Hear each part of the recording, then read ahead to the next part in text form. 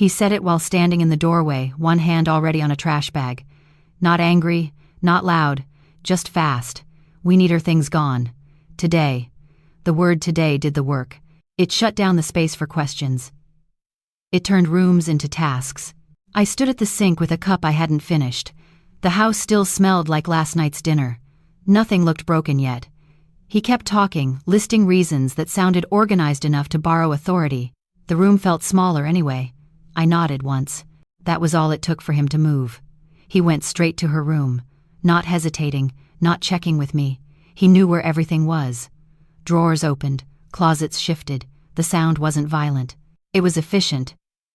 Plastic on fabric, hangers sliding, the low scrape of something dragged across the floor. I told myself I'd help in a minute. I didn't. The hallway clock clicked too loudly. I watched the second hand finish a circle and start another. I tried to remember the last time he'd moved this fast about anything that involved her. There wasn't one. He came back out with the first bag tied tight. Black plastic stretched at the corners. He set it by the door like luggage. "We don't need to keep going through this," he said. His voice stayed even. The school already handled it, handled what wasn't clear. He didn't wait for me to ask. I followed him down the hall anyway. Her room looked smaller without the chair by the window. He'd moved it to reach the shelf. The shelf was bare now. The wall behind it showed a rectangle lighter than the rest, like the room had been holding its breath. He reached for another bag. "Not the backpack," I said. The words came out before I decided to say them. He paused, just long enough to register it, then he nodded too quickly. "That can go later." Later was doing a lot of work. The backpack sat against the desk, half unzipped like it had been dropped in a hurry and forgotten. It was the one she used every day, not the old one in the closet, the one with the frayed strap she refused to replace. I picked it up. It was heavier than I expected. He noticed. His eyes flicked there and back. Nothing else changed.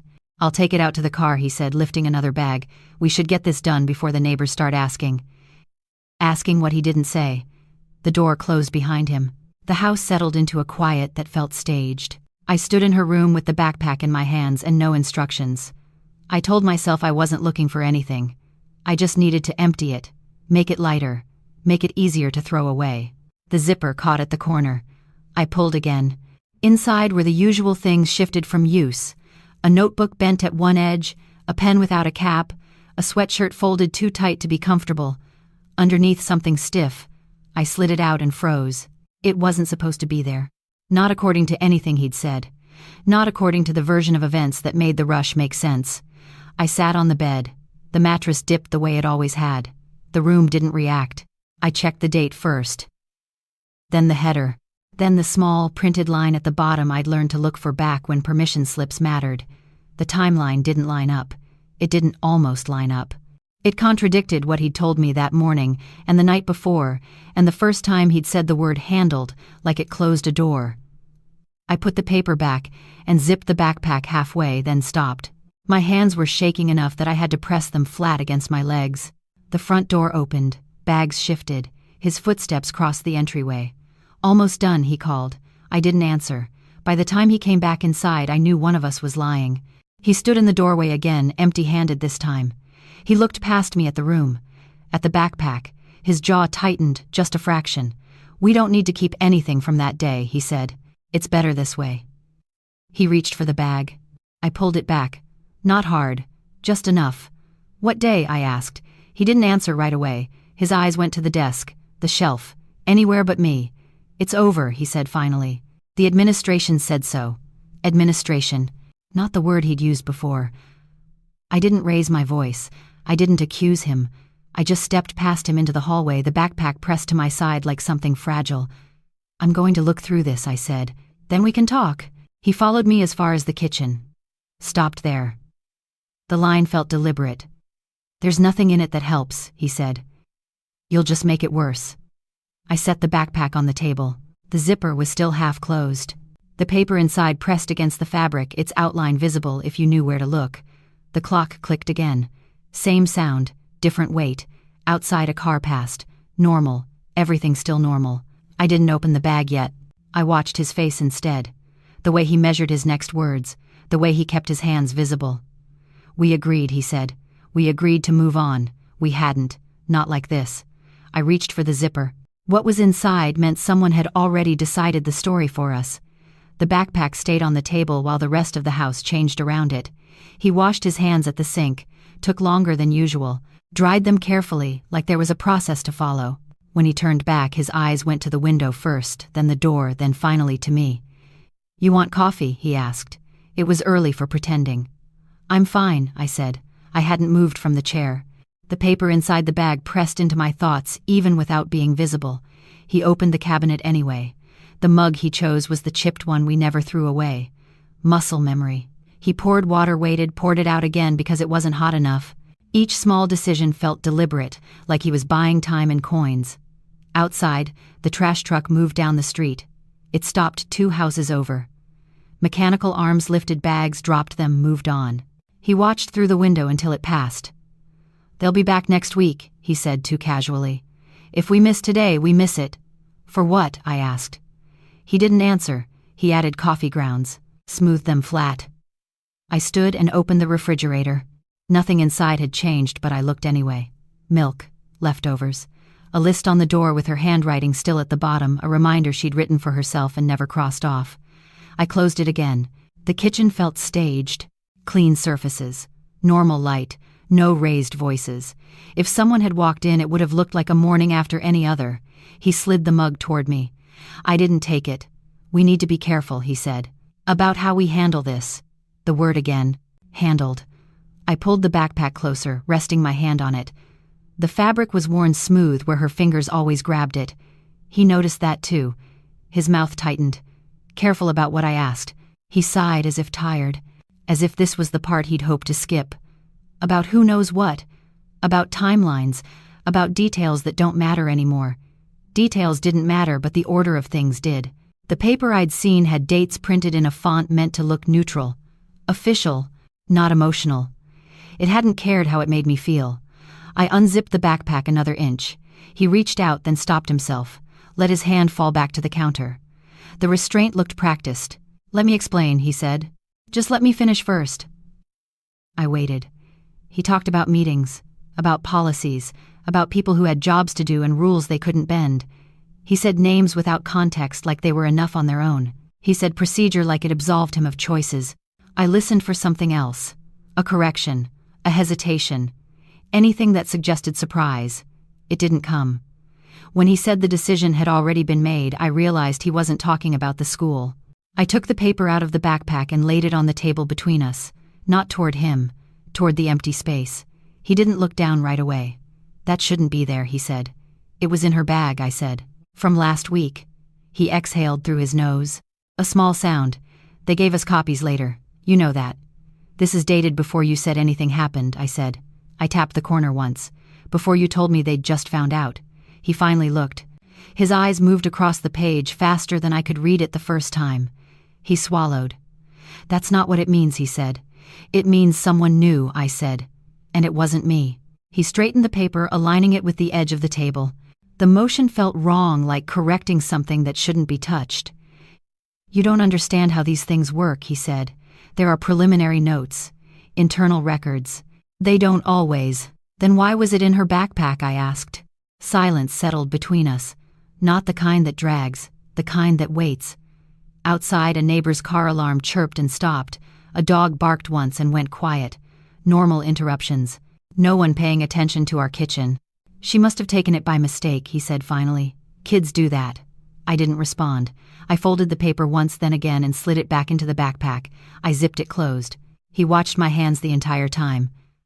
"I'm calling the school," I said. His reaction was immediate. Not loud, not dramatic. He stepped between me and the counter where my phone sat. "That's not a good idea," he said. "Why? They'll say the same thing." "You'll just confuse the situation." "Or clarify it," I said. He shook his head. They already agreed on a statement. A statement. Not an explanation. "You were part of that?" I asked. He didn't deny it. He didn't confirm it either. His silence landed heavy enough to be an answer. I picked up my phone anyway. He didn't grab it. He just said my name once, low like a warning meant to sound reasonable. "We talked about this," he said. "We said we'd protect her." His jaw tightened again. This time he didn't hide it. By keeping this from becoming something it doesn't need to be, he said. By not letting people misunderstand. I looked at him. Really looked. The way he stood, slightly angled, blocking the doorway without making it obvious. The way his eyes kept flicking to the backpack. Protecting her hadn't involved throwing things away before. It hadn't involved trash bags or timelines. The phone rang once before going to voicemail. I left a message, short, neutral. I asked for clarification on a document dated earlier than expected. I didn't accuse anyone. I didn't explain why I had it. When I hung up, he let out a breath he'd been holding. They'll call back, he said. And then this gets bigger. Good, I said. He leaned against the counter, folding his arms. The posture looked familiar, defensive, controlled.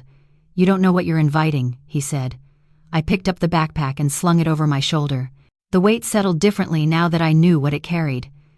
I know you wanted this gone fast, I said. That's what worries me. He didn't follow me when I walked toward the door. He stayed in the kitchen listening. Behind me, the house stayed quiet, too quiet.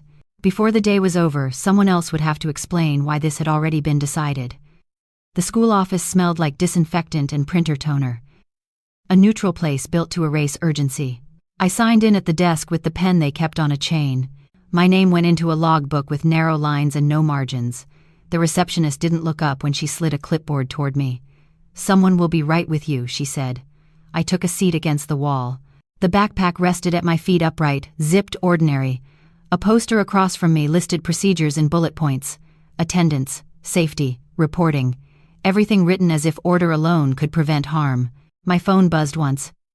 A message from my husband. They called me. We'll talk later. No punctuation. No questions. A door opened. A woman in a cardigan stepped out and scanned the room like she was checking inventory. Her smile arrived late. Can you come with me? She asked. Her office was smaller than I expected. 2 chairs, a desk, a computer angled slightly away. A framed certificate hung crooked on the wall. She straightened it without looking, then sat. I'm Miss Carter, she said. I understand you had a question about a document. I placed the backpack on my lap. Didn't open it yet. I found something in my daughter's bag, I said. I want to understand when it was created. She nodded. The nod came too easily. Do you have it with you? I handed her the paper.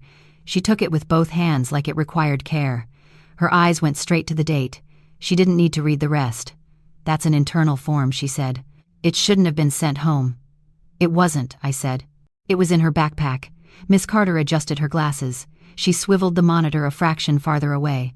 Sometimes students access materials unintentionally, she said. Folders are shared. Copies are made. This is dated 3 days before you told us anything had happened, I said. She smiled again, thinner this time. These processes begin before parents are notified. Then why did my husband say you'd only just found out? I asked. She paused, a controlled pause. She folded the paper once, exactly along the existing crease. I can't speak to what your husband said, she replied. What I can say is that procedures were followed. Procedures again. The word did more work than answers. I leaned forward. Who filled this out? That information isn't typically disclosed. Is it incorrect? I asked.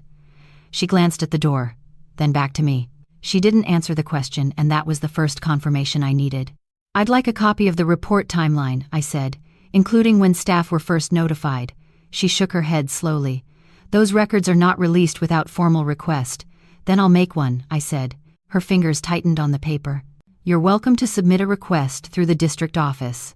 Today, I said. She placed the document back on the desk between us, but she didn't slide it toward me. It stayed centered like an exhibit. There's already a statement prepared, she said, to avoid confusion. Confusion for who, I asked. She didn't answer that either. Her phone buzzed on the desk. She silenced it without looking. I noticed the name on the screen before it went dark. My husband's first name. You spoke to him before you spoke to me, I said. Her mouth opened, then closed. We notify primary contacts. I am a primary contact, I said. Yes, she said. Of course. But she didn't correct the order. I want to know why he wanted her things gone so fast, I said. And why? You already had paperwork ready. She leaned back in her chair. The movement shifted the power in the room just slightly. This is an emotional situation, she said. It's understandable to want immediate answers. That's not what this is, I replied. This is about timing. She exhaled. The school's responsibility is to manage risk, To who I asked. She looked at the clock on the wall. The second hand jumped, hesitated, then continued. We did what we were required to do, she said. Beyond that, I can't comment. I reached for the paper. She didn't stop me this time. Someone decided something before I knew there was a decision to make, I said, and they involved my husband. Her face settled into something practiced. I suggest you speak with him. I already have, I said. He wants this over. That's understandable, she said quickly. For you, I said. Or for him.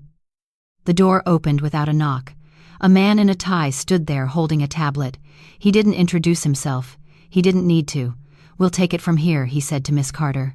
She stood immediately. He looked at me. We're committed to transparency, he said, but we also have to protect privacy. Whose, I asked. Our community's, he replied. I stood and picked up the backpack. The weight felt different now. He watched me adjust the strap. If you pursue this publicly, it could have consequences, he said. For who, I asked again. He smiled. For everyone. I walked out past the reception desk, past the logbook with my name written in ink that couldn't be erased. Outside, the air felt sharper, like the building had been holding something in. My phone buzzed again. A voicemail notification from an unknown number. I didn't listen to it yet. I got into my car and set the backpack on the passenger seat. The zipper faced me. The paper inside pressed outward, stubborn. I knew now that this wasn't a misunderstanding. It was a sequence, and I was last to be told. Someone had already decided what this would become, and they were counting on me to stay quiet long enough to make it stick. I turned the key. By the time I reached the end of the block, I had already decided who I was calling next. What came next would force them to explain the order they never expected me to see. I didn't go home. I parked across from the district building instead, the kind of place designed to look neutral from the outside. Brick. Flags. A sign with letters bolted on straight enough to imply order. The parking lot was half full, middle of the day, people inside doing jobs that came with titles. I sat in the car longer than I needed to. The backpack stayed on the seat beside me. I didn't open it. I didn't need to. The paper inside had already done what it was going to do. When I walked in, the lobby was quiet in the way offices get when no one expects trouble. A security desk to the left. A row of chairs against the wall. A digital sign looping announcements that didn't apply to me. I gave my name, said I was there for records clarification related to my daughter. The man behind the desk hesitated, checked the screen, looked at me again. You'll need to sign in, he said. I did. Another pen. Another log. Another line that didn't leave room for commentary. He made a call I couldn't hear, covered the receiver with his hand while he waited. His eyes stayed on me. Have a seat, he said finally. I chose a chair where I could see the hallway. People passed through it carrying folders, coffee cups, nothing urgent. I wondered how many of them already knew my name. A woman came out 10 minutes later. Blazer, tablet tucked under one arm. She smiled like this was already on her schedule. Mrs., she started, then corrected herself. Thank you for coming in. She didn't introduce herself. She didn't need to. She gestured toward a conference room with glass walls. Inside, the table was too long for the two of us. She sat at one end. I sat across from her, the backpack at my feet. I understand you have concerns about timing, she said. About truth, I said. She nodded as if those were the same thing. We take these matters seriously, she continued. But there are protocols. I'm familiar with the word, I said. She placed the tablet on the table and folded her hands on top of it. Her nails were short, clean. Your husband has already been in contact with us, she said. He expressed a desire to minimize disruption. To who, I asked. She didn't answer that directly. He was concerned about escalation. Was he concerned, I said, or was he informed? Her expression didn't change. Parents often react differently. I wasn't included, I said. You were listed, she replied. But initial outreach went through him. Before I knew there was anything to reach out about, I said. She tapped the tablet once, waking the screen. Didn't turn it toward me. There are preliminary reports, she said. Internal documentation. I saw one, I said. Her eyes flicked to the backpack. That document wasn't finalized, she said. It was dated, I said. She inhaled slowly. Dates reflect processing stages, not conclusions. That's not how it was presented to him, I said. Or to me. She leaned back slightly, recalibrating. What outcome are you looking for? An explanation, I said. Publicly logged. Her mouth tightened. That may not be appropriate. Why? I asked. Because it could misrepresent the situation, she said. and create unnecessary attention. The word attention landed where she meant it to. I reached down and pulled the backpack onto my lap, unzipped it halfway. Didn't take the paper out. You prepared a statement, I said, before I ever spoke to anyone. She didn't deny it. Drafts are standard. And you shared it with my husband, I said. She paused. This time the pause wasn't controlled. It was measured. We coordinated with him, she said, because he asked us to. The room went quiet around that sentence.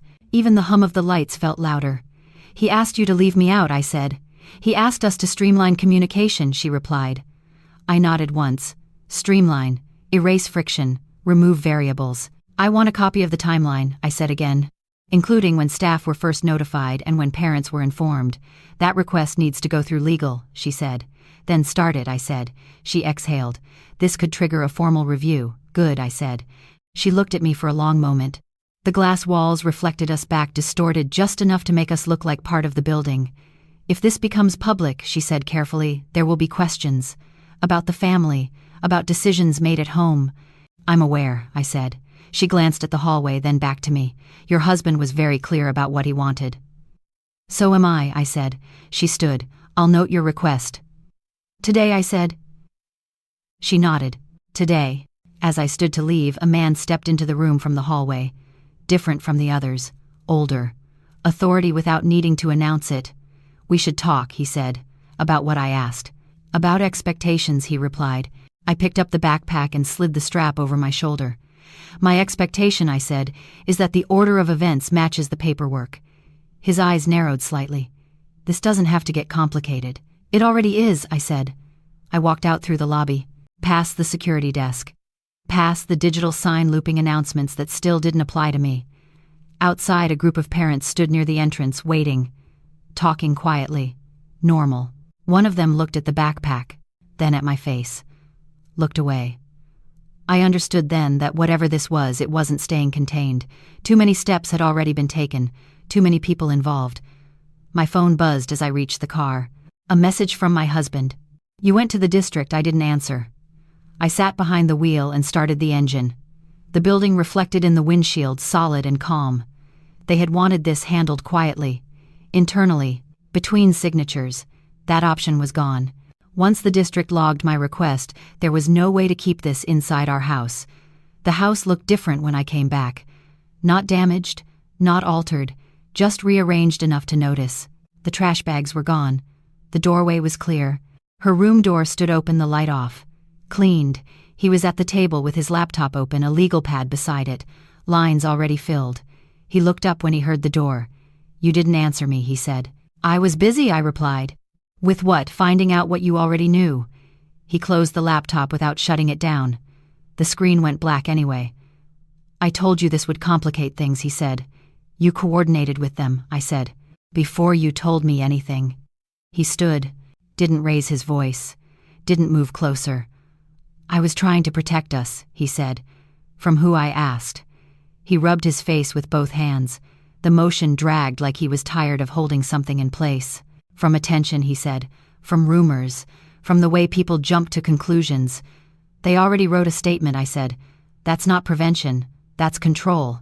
He picked up the legal pad and flipped it over face down. The gesture felt defensive. You don't understand what happens once this gets out, he said. There are consequences. For you, I said. He flinched. Just once. I'm part of this family, he said. I get a say. You decided the timeline, I said. You decided who talked first. You decided what disappeared. He looked past me toward the hallway, toward her room. I couldn't watch this destroy everything, he said. What did you think it would destroy? I asked. He didn't answer. He didn't need to. I took the backpack off my shoulder and set it on the table between us. It landed with a dull thud. Solid. Present. You wanted this gone fast, I said, before anyone asked questions. That's not fair, he said. It's accurate, I said. He reached for the zipper, stopped himself. His hand hovered, then dropped. There are people involved, he said. People with jobs, families, reputations. So am I said. He laughed once. Not amused. More like disbelief. You think this ends with paperwork, he said. You think they'll just admit they got it wrong. They don't have to, I said. They just have to explain the order. He shook his head. You're going to make this worse. When he said that, I realized he wasn't worried about her anymore. I opened the backpack and took the paper out. I set it flat on the table, smoothing the crease with my palm. I didn't point. I didn't raise it like evidence. "Tell me when you first saw this," I said. He stared at the paper. His jaw tightened. "Before you told me," I said. "Before you told anyone you were handling it." He exhaled slowly. "They called me," he said. "I was at work. When I asked..." He glanced at the clock on the wall. "Not the phone. Not the calendar. The clock. Last Tuesday," he said. "And you came home and said nothing," I said. "I needed time," he said. "You needed control," I said. He looked at me then. Really looked. The calculation was visible. "They told me there would be an investigation," he said. "Quiet. Internal. No names." "And you agreed," I said. "I asked questions," he said. "Did you ask why I wasn't called?" I asked. He hesitated. "Just long enough. They said it was easier to coordinate through one parent," he said. "I didn't think. You thought it would be easier to manage me," I said. His mouth opened, closed. "They said the sooner things were removed, the better," he said. Less confusion. "Removed from where?" I asked. He didn't answer. I picked up the paper and folded it again carefully. The motion steadied my hands. "You didn't tell me because you knew I'd slow it down," I said. "You knew I'd ask questions." "That's not true," he said too quickly. "You knew I wouldn't agree," I said. He leaned against the counter. The posture returned. Defensive, controlled. "They warned me," he said, "about overreacting. About making things public." "They warned you about me," I said. He closed his eyes for a moment. "They warned me about parents," he said. The distinction mattered to him, not to me. "You let them draft a statement," I said. "You let them decide the story." "I was trying to keep this from becoming something else," he said. "It already was," I said.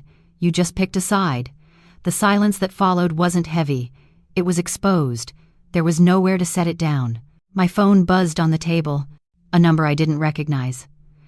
"District office." I let it ring once. Twice. Then I answered. "Yes," I said. I listened. Didn't interrupt. Didn't take notes. Across from me, he watched my face change, trying to read what I wasn't saying.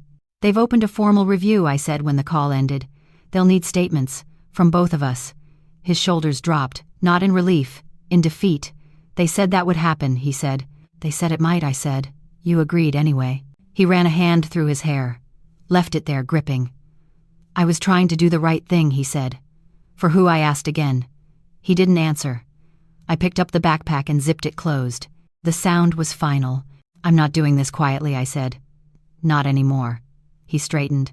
"If you push this, there will be consequences." "I know," I said. "People will look at us," he said. "At our family." "They already are," I said. I walked toward the hallway, toward her room. He didn't stop me. At the doorway, I paused. "You didn't protect her," I said. "You protected the version of this that kept you comfortable." He didn't respond. I turned off the light and closed the door. Once he admitted when he knew the collapse stopped being private. The call came 2 days later. Not from the district office. Not from the school. From a number with no name attached and a voicemail that didn't leave room for confusion. "This is regarding your request," the message said. "We need to clarify procedural involvement. Procedural involvement. Someone else stepping into the sequence." I drove to the building they named without telling my husband where I was going. I didn't ask if he wanted to come. He didn't offer. The house had settled into a quiet that felt temporary, like it was waiting for an update. The building wasn't marked with banners or slogans, no welcoming desk. Just a small sign near the entrance and a security badge scanner that beeped when I pressed the button for visitor access. A woman met me in the lobby. Not the same blazer, not the same tablet. This one carried a folder instead, thick, already labeled. "I'm here to walk you through the process," she said. Not the narrative. The distinction mattered. We didn't sit in a conference room. She took me to a smaller office with no windows and a table barely wide enough for the folder between us. The door closed with a soft click that sounded intentional. "I'm not here to answer why," she said. "I'm here to document when." She opened the folder and turned it so I could see the top page. Not the contents yet. Just the heading. "There was a procedural deviation," she said. "We need to account for it." I kept my hands on my lap. Didn't reach for anything. "Before that," I said, "I need to know who initiated contact." She nodded once. "That's part of why I'm here." She flipped the page. The name listed under initial reporter was not the one I'd been given. It wasn't the school counselor. It wasn't a teacher. It wasn't the administration. It was someone whose role didn't include first contact at all. "This doesn't match what we were told," I said.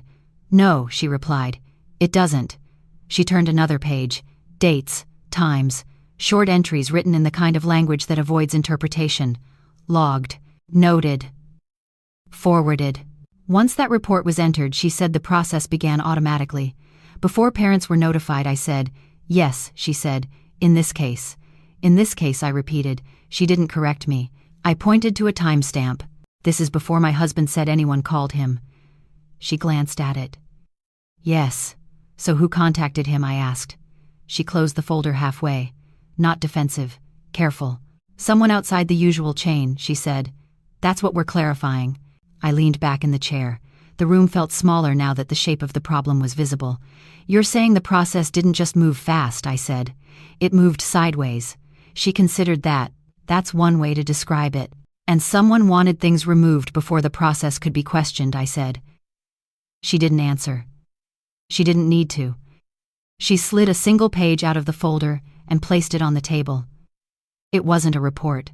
It wasn't a statement. It was a log of actions taken. Who accessed what, when? "This is internal," she said. "It doesn't usually leave the building." "Why is it leaving now?" I asked. "Because it was altered," she said. The word landed without decoration. "By who?" I asked. "That's not finalized," she said. "But it wasn't accidental." I stared at the page. A line had been added later, the font slightly off if you knew what to look for. The time didn't align with the system clock used everywhere else. Someone had gone back. "Was my husband aware?" I asked. She met my eyes. "He was informed of a version," she said. "Not the truth." "A version." "He was told to remove belongings," I said. She nodded once. "That suggestion came from outside the standard response team." "Who suggested it?" I asked. She closed the folder completely. "That's part of the review," she said. "But I need to ask you something." I waited. "When you asked for the timeline to be logged publicly," she said, "were you aware that it would trigger an external audit?" "Yes," I said.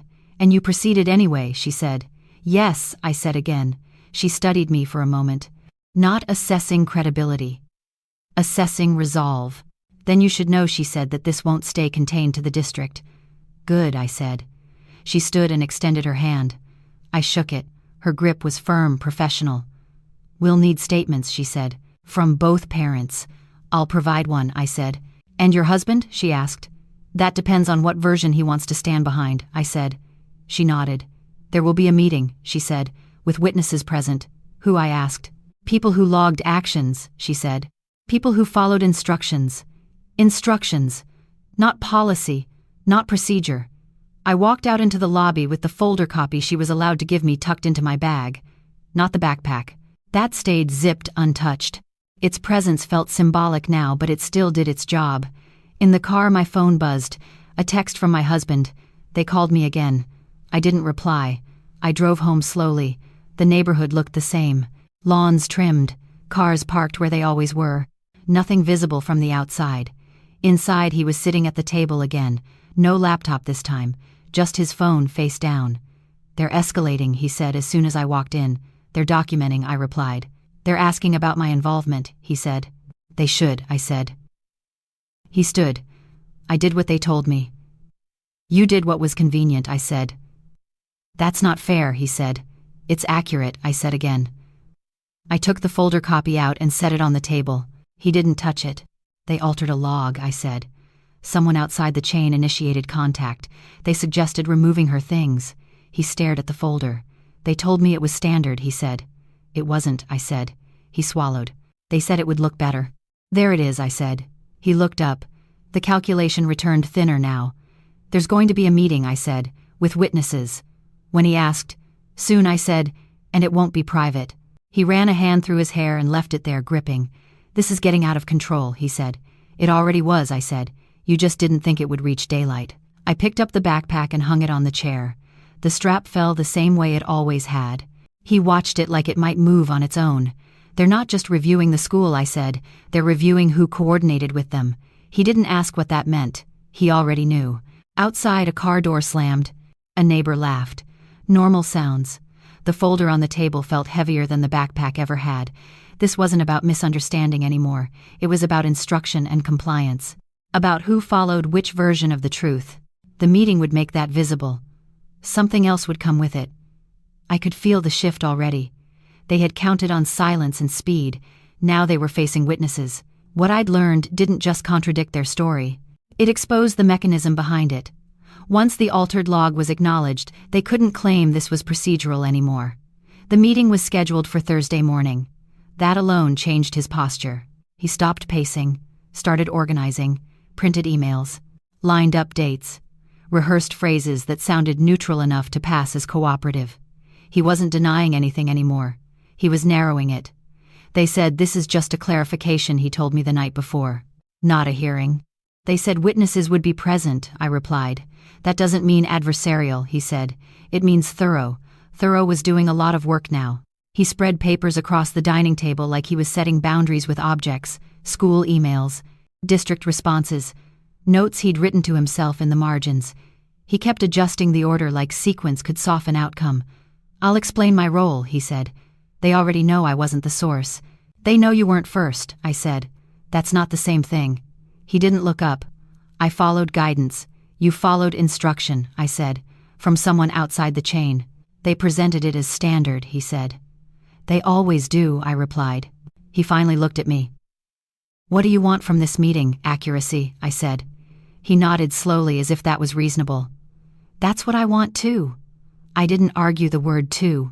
It was doing the same work Handled had done earlier, flattening differences. In the morning, he dressed like it mattered. Jacket, pressed shirt, shoes he only wore to things that had consequences. I wore the same coat I always did. The backpack stayed with me.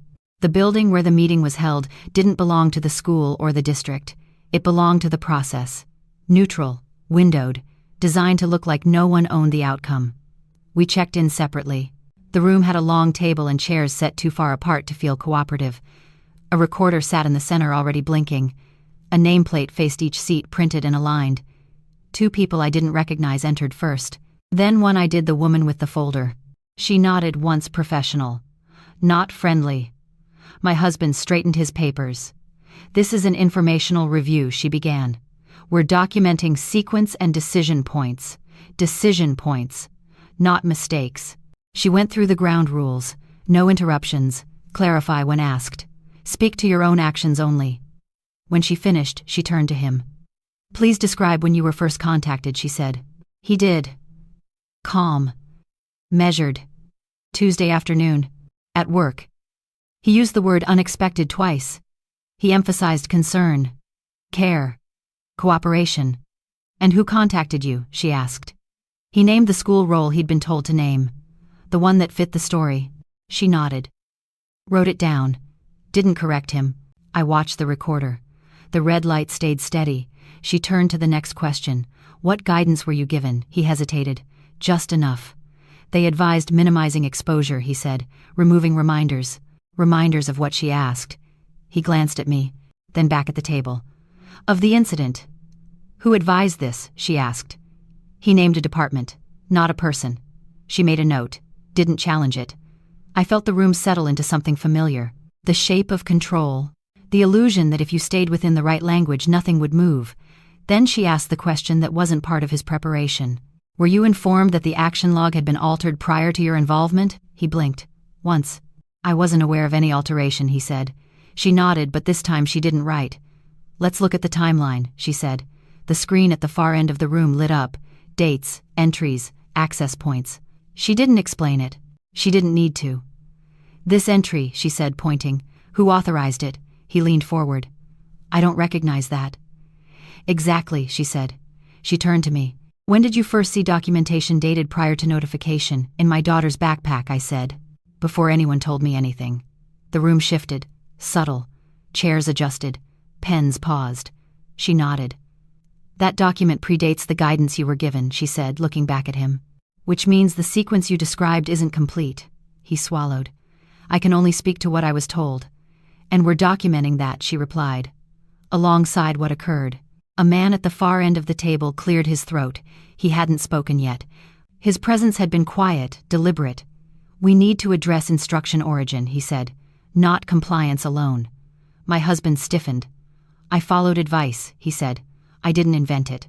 No one suggested you did, the man replied. But someone expected you to act quickly. The woman with the folder looked at me. Did your husband inform you before acting? No, I said. She turned back to him. Why not? He opened his mouth, closed it. I thought it would be easier, he said finally. To manage one response. To manage who she asked. The situation, he said. She waited. Me, he said. No one reacted. The recorder blinked. The word stayed where it landed. Thank you, she said. That's clear. He sat back, stunned by how little the admission changed the room. No accusation. No raised voices. Just documentation tightening around the truth. We'll take a short break, she said. In the hallway, he paced, ran a hand through his hair, stopped in front of a window that didn't open. This isn't going how they said it would, he said. Who, I asked. He didn't answer. When they called us back and the tone had shifted. Less narrative. More process. We'll be requesting supplementary statements, the woman said, including from those who initiated contact outside protocol. My husband's face went pale. This could expand, he said. It already has, she replied. He turned to me. You didn't have to bring the backpack. I didn't bring it, I said. It brought itself. The meeting ended without resolution, without blame, without relief. As we walked out, he slowed, letting me step ahead. The space between us felt deliberate now. Outside, the sky looked the same. Cars passed. People entered the building without knowing what had just shifted inside it. In the car, he stared straight ahead. I thought if I cooperated, he said, this would stay contained. I started the engine. That was the lie, I said. He didn't respond.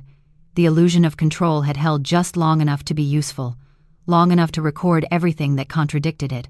Once the meeting logged his choices, there was no version left for him to manage. Someone else would decide what came next. The system had finished using his cooperation. What followed would test whether he was willing to stand by it. They had one more question to answer, and it wouldn't be asked privately. By the end of the week, his silence would be on record too. The email arrived Friday afternoon, not addressed to us, addressed to a list. My husband saw it first. His phone buzzed on the counter while he was making coffee, the sound sharp enough to cut through the room. He read the subject line, then the first sentence. His shoulders dropped before he finished. They copied you, he said. I know, I replied. My phone had already buzzed. Notice of document correction, internal record. No greeting, no apology, just a header and a timestamp. I read it once. Then again, slower. They weren't calling it an alteration. They weren't calling it an error. They were calling it a correction. Language chosen carefully enough to protect everyone who needed protecting. Attached was the revised log, and beneath it the original, side by side, time-stamped, immutable. The line that had been added later was now marked as such. Flagged, annotated. The font difference wasn't subtle anymore. It was evidence. They admitted it, he said. They documented it, I said. That's the same thing, he insisted. It isn't, I replied. He scrolled. His finger moved faster as he read names. Departments. Access points. They're saying it wasn't authorized, he said. They're saying it wasn't procedural, I said.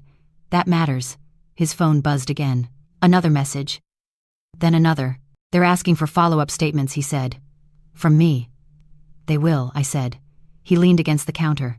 The posture returned, but it didn't hold. His shoulders slumped. This wasn't supposed to happen, he said. No, I agreed. It wasn't. He looked at me. They told me this would stay internal. They told you what you needed to hear, I said. He shook his head. They wouldn't do that. They already did, I said. The email kept arriving. Replies all. CCs growing. People clarifying their positions in writing. No one asking questions. Everyone correcting themselves. A name appeared in one of the replies, the same one I'd seen in the folder during the review. The person whose role didn't include initiating anything. They had signed off on the correction. Why are they putting this in writing, he asked. Because someone else asked them to, I said. Who, he asked. I didn't answer right away. I didn't need to. He was already looking back at the screen, tracing the chain. His phone slipped from his hand and hit the counter with a dull sound. They're protecting themselves, he said. Yes, I said. And not me, he added. I didn't respond. The backpack sat on the chair where I'd left it, untouched, still zipped. Its role had changed. It was no longer the center of the story. It was the proof that had started it. They're revising the timeline, he said. They're saying parent notification should have happened earlier. They're saying it should have happened with both parents, I said. He closed his eyes. That puts me in the middle, I finished. He opened them. They're making it look like I agreed to things I shouldn't have. You did agree, I said. Just not to this version. He ran a hand through his hair and laughed once, short, empty. They used me, he said. They expected you to be useful, I said. He picked up his phone again, scrolling through the attachments. They're scheduling another meeting, he said. With legal. Yes, I said. And they want my statement revised, he added. Of course they do, I said. He looked at me, panic finally breaking through the control. What do? I thought about the question. Not because it was complicated. Because the answer was simple enough to hurt. You tell the truth, I said. He shook his head. That makes it worse. It makes it accurate, I said. He looked away. Toward the hallway. Toward her room. They're going to ask why I wanted her things gone, he said. Yes, I said. And what am I supposed to say, he asked. I didn't soften it. You say someone told you it would look better, I said. And you believed them. He swallowed. That makes me look complicit. It makes you documented, I said. The room fell quiet again. Not staged this time. Real. His phone buzzed once more. A calendar invite. External review attendance required. The list of attendees was longer now. Names I didn't recognize. Departments that didn't answer to the school or the district. They added observers, he said. They added witnesses, I corrected. He sat down heavily in the chair opposite the backpack. The distance between them felt deliberate. This is getting public, he said. It already is, I said. He stared at the floor. I never thought I know, I said. Outside, a delivery truck stopped at the curb. A package changed hands. Life moving forward without consulting us. Inside, the sequence had flipped. The correction email did what the meetings hadn't. It froze the story in place. It made the original version unusable. There would be no quiet resolution now. No agreed statement everyone could hide behind. Someone had forced the system to show its work, and the system had chosen to correct itself in public. That decision carried consequences, not just for the school, not just for the district, for anyone who had helped make it faster, quieter, easier. My husband looked up at me. They're going to ask why I didn't tell you. Yes, I said. And what if I say I was afraid, he asked. I met his eyes. Then you'll finally be answering the right question, I said. The calendar invite pulsed on his phone, waiting for acceptance. The second reversal wasn't the correction itself. It was who the correction protected and who it left exposed. From here on there would be no shared version, only records, only names, only order. Once the revised log went out, silence stopped being an option for him too. The review notice went live Monday morning. Not announced. Logged. A line added to a public-facing agenda under external oversight. No explanation. Just a time, a room number, and a reference code that meant nothing unless you knew what to look for. My husband knew what it meant. They didn't tell me it would be listed, he said. They didn't tell you it wouldn't be, I replied. He refreshed the page 3 times like it might disappear. It didn't. Observers were named. Departments. One external entity with a logo he didn't recognize. No press yet. That would come later if it came at all. This stage wasn't about attention. It was about record. They're giving people access, he said. People who weren't involved. They're separating involvement from instruction, I said. He rubbed his hands together, then stopped. Looked at them like they'd betrayed him. They're going to ask about intent, he said. They'll ask about choice, I corrected. The house felt smaller again. Not from noise, from inevitability. He sat at the table with the revised statement open on his laptop. A clean document, neutral font, space for his name at the bottom. They want me to clarify my reasoning, he said. Then clarify it, I said. He scrolled, scrolled back. They're asking why I didn't notify you immediately, he said. Yes, I said. And why I agreed to remove her belongings, he added. Yes, I said again. He leaned back. If I write what they want, this stays procedural. If you write what happened, it becomes personal, I said. He closed the laptop halfway, left it there. They told me this was about risk management, he said. They said moving fast would help. Help who, I asked. He didn't answer. He didn't need to. My phone buzzed. A message from the review coordinator. We'll need both statements submitted before Thursday. I didn't respond yet. They're giving you time, I said. They're giving me a choice, he said. I nodded. That's the corner. He stood and walked to the window, stood there longer than necessary, watched nothing. If I say I was afraid, he said quietly, does that excuse it? No, I said, it explains it. And if I say I was told, he asked. It shows instruction, I said. And if I say I agreed, he asked. It shows consent, I said. He turned back toward me. There's no version where I look good. That stopped being the goal, I said. He laughed once bitter. You're comfortable with this? No, I said.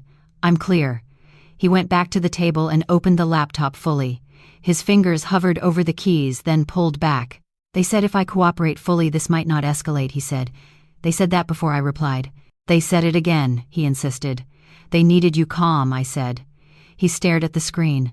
The cursor blinked in the empty space where explanation would go. Once I submit this, he said, there's no undo. That's the point, I said. He started typing. Stopped. Deleted. Typed again. The words came slower now. Less polished. He wasn't drafting anymore. He was choosing. Halfway through, he looked up. They're going to read this. Yes, I said. And they'll know I tried to manage you, he said. Yes, I said. And they'll know I agreed to something I didn't fully understand, he added. Yes, I said again. He swallowed, kept typing. The backpack sat where it always had, quiet. Its job finished, but its presence still felt like a witness. He paused at the end of the document. The signature line waited. What if this changes everything, he asked. It already has, I said. He exhaled and signed. The sound of the keys stopped. The room felt different immediately. Lighter, not from relief, but from finality. He sent the statement without asking me to read it. When the confirmation email came back, he stared at it like it might contradict him. It didn't. They'll read it before the meeting, he said. Yes, I said. And they'll compare it to the logs, he said. Yes, I said. He closed the laptop and sat back empty-handed for the first time in days. What happens now, he asked. They ask questions, I said. In front of people you didn't choose. He nodded. Accepted it. Outside, a neighbor started a lawnmower. The sound carried through the open window, steady and ordinary. He looked at me. You're not backing down. No, I said. He didn't ask me to. The moral corner wasn't loud. It didn't arrive with confrontation or threats. It arrived with a form, a deadline, and a choice that couldn't be shared. By the time the meeting started, his explanation would already exist in the record. And once it did, it wouldn't belong to him anymore. He'd chosen accuracy over control. What followed would show whether the system accepted that or punished it. When he sent the statement, he stepped into a version of the truth that couldn't be managed quietly. The room was already half full when we arrived. Not packed, not empty. Enough people to make silence feel deliberate. Nameplates lined the table again, but this time there were more of them. Departments, oversight. One seat labeled observer, another labeled external review. No one explained the difference. A recorder blinked on the far end of the table. Another one sat closer, angled toward the center. My husband took his seat without adjusting anything. No papers this time, no rehearsed order, just his phone turned face down and his hands folded in front of him. The woman with the folder nodded to me. The older man took his place at the end. Two people I hadn't seen before opened laptops and didn't look up. This session is on record, the chair began. We'll be confirming sequence and accountability. No one objected. They didn't start with the school. They didn't start with the district. They started with the log. The revised version appeared on the screen behind them. Clean, annotated, time-stamped. We'll note, the chair said, that the correction was issued voluntarily. Voluntarily. Another careful word. And that the original entry was added outside standard authorization, he continued. No one interrupted. A cursor moved. Highlighted the line. This entry, he said, preceded parent notification. He paused. Which parent? Someone asked. Both, he replied. The pause after that landed heavier. My husband shifted once, then still. They moved through the sequence without commentary. Initiation, logging, instruction, compliance, correction, no adjectives, no conclusions, just order. When they reached the point where belongings were discussed, the room changed. Who suggested removal? The chair asked. A name appeared on the screen. Not spoken. Typed. It wasn't my husband. Was this suggestion documented? The chair asked. No, the woman with the folder said. It was conveyed verbally. To whom? He asked. To the father, she replied. My husband nodded once. He didn't look at me. Did you understand this to be procedural? The chair asked him directly. Yes, he said. Based on what the chair pressed. Based on who said it, he replied. Who, the chair asked. He named the role, not the person. That role does not have authority to issue such instruction, the chair said. I know that now, my husband said. The recorder blinked. They turned to me next. When did you become aware of documentation predating notification, the chair asked. When I found it in my daughter's backpack, I said. Was that document explained to you at the time, he asked. No, I said. Did anyone instruct you to remove or destroy belongings, he asked. No, I said. The difference sat between us like a line drawn in ink. They didn't ask about emotion. They didn't ask about impact. They asked about access. Who had access to the log? Who had authority to amend it? Who benefited from the change? The answers came from different mouths, some direct, some careful. One name repeated more than once. The same one I'd seen in the folder. The one that shouldn't have been there at all. When the chair said the name out loud, the room stopped pretending this was internal. No one reacted. No gasps. No whispers. Just typing. That individual will be referred for further review, the chair said. Is there any objection to that referral, he asked. No one spoke. My husband's phone vibrated once on the table. He didn't touch it. They returned to him. You stated in your submission that you acted quickly to prevent escalation, the chair said. Do you still stand by that reasoning? He swallowed. I stand by the fact that I was trying to manage a situation I didn't fully understand. Do you stand by the action? The chair asked. He hesitated. Not long. Long enough. No, he said. The word sat there. Unembellished. Do you believe you were misled? The chair asked. Yes, he said.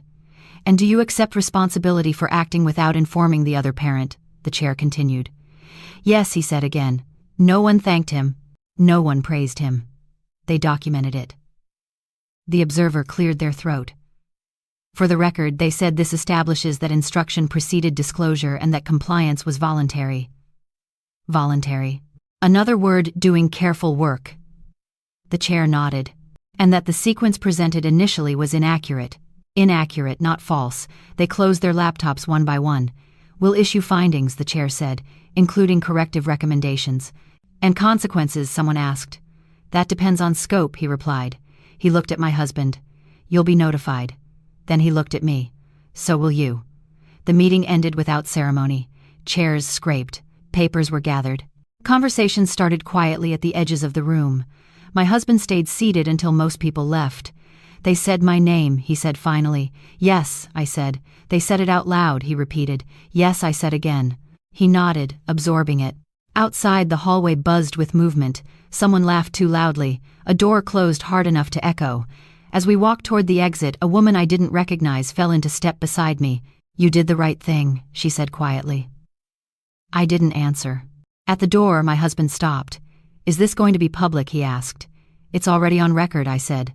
That's not the same, he said. It is now, I replied. We stepped outside into the afternoon light. Too bright for what had just happened. My phone buzzed. A notification from the district site. Agenda updated, findings pending. He saw it over my shoulder. They're posting it, he said. They have to, I said. We stood there for a moment longer than necessary. I didn't think it would get this far, he said. I know, I replied. We walked to the car in silence. Behind us, the building stood unchanged. Glass, brick, flags, order. Inside it, the truth had been logged where it couldn't be rewritten. They hadn't admitted wrongdoing. They hadn't apologized. They'd done something more permanent. They'd acknowledged the order. And once that happened, there was no version of this where it stayed between us. What came next would be consequence, not explanation. Not private, not quiet, public enough to matter. When the truth entered the record, it stopped belonging to any one of us. The findings were posted 3 days later, not emailed, not announced, uploaded.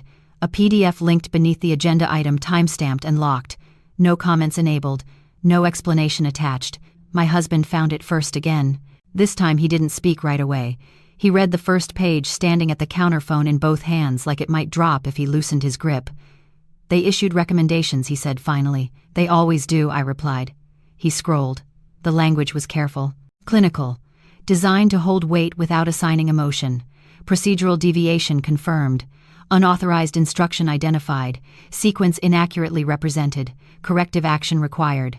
Names were redacted in some places. Not all. The role he'd named in the meeting appeared again. Not accused, not defended, referred. They're escalating it, he said. They have to, I said. He sat down. The chair scraped louder than necessary. "They're recommending disciplinary review," he added, "for the individual who initiated contact, and for those who acted on it," I asked. He hesitated. "They're recommending training." "Training," I repeated. "Yes," he said, "for parental communication protocols." I nodded. That part had always been predictable. He scrolled again, slower now. "They noted my statement," he said. "They quoted it." "Which part?" I asked. He read it out loud. The sentence where he acknowledged acting without informing me. The one he'd almost deleted. "They put it in the findings," he said. "They put it where it belongs," I said. His phone buzzed. An email notification this time. Subject line, "Next steps." He opened it. Read. Closed it again. "They want a follow-up meeting," he said. "Just me." "Yes," I said. "They're offering support," he added. "For what?" I asked. "For managing the outcome," he said. I didn't respond. The backpack sat on the chair by the table, still zipped, still present. No one touched it. "They're notifying the school community," he said quietly. "Not details, just that a review occurred." "Good," I said. "They said it's to maintain trust," he continued. "It's to control fallout," I said. He didn't argue. He scrolled further down the findings. "They acknowledged the document was found by a parent," he said. "They had to," I replied. "They didn't say which one," he added.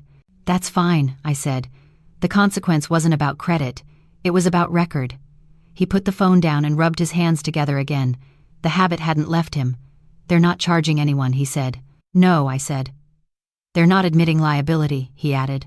"No," I said again. He looked up. "So this is it, for the system," I said. "Yes."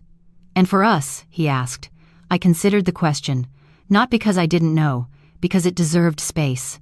"For us," I said, "it's the point where you stop pretending this was about procedure." He nodded. Slowly. "They're asking if I want to submit a closing statement," he said.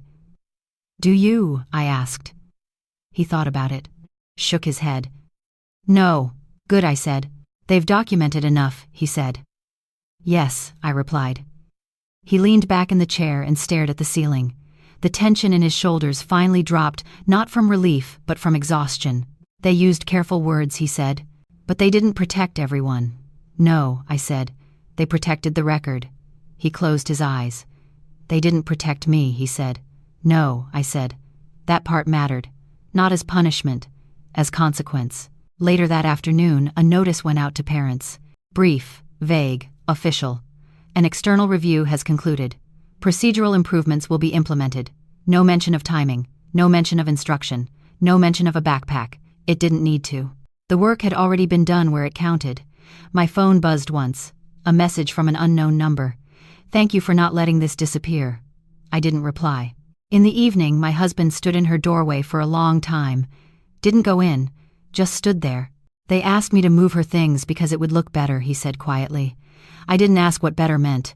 "I know," I said. "They never said it would cost this much," he added.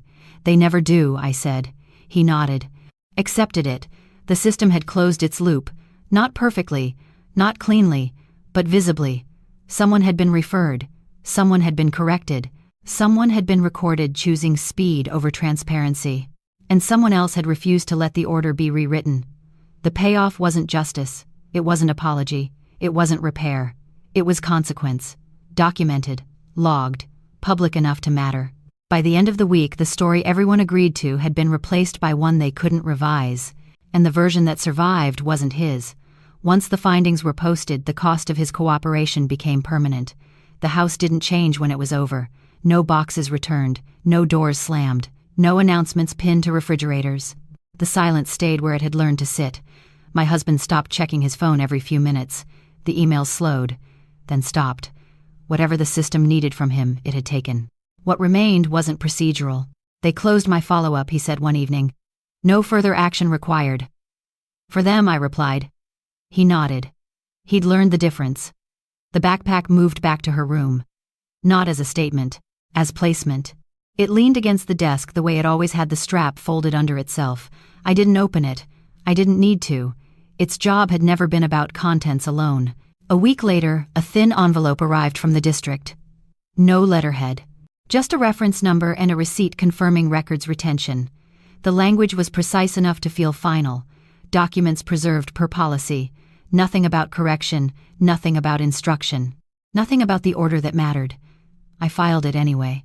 At dinner, my husband pushed food around his plate. He ate eventually. He always did.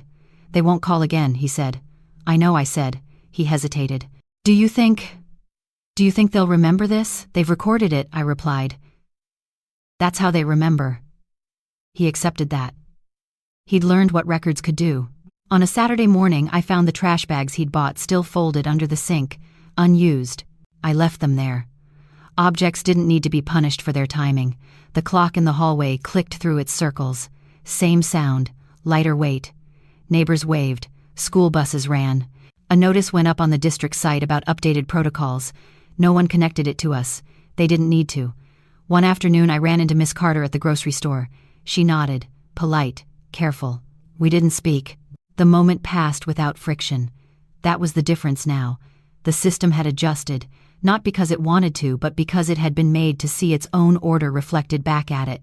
My husband stood in her doorway less often. When he did, he didn't linger. He learned to leave rooms the way he found them. We didn't talk about blame. We talked about sequence. About who knew when. About what speed cost when it was chosen over clarity. Some nights the house felt almost ordinary again. Not healed. Aligned. The backpack stayed where it belonged, an object that had carried memory without asking permission. The record stayed where it had been placed, a sequence that wouldn't move. Nothing dramatic followed. No apology. No repair. Just the quiet understanding that the truth had been set down where it couldn't be picked up and rearranged, and that was enough. The order stayed.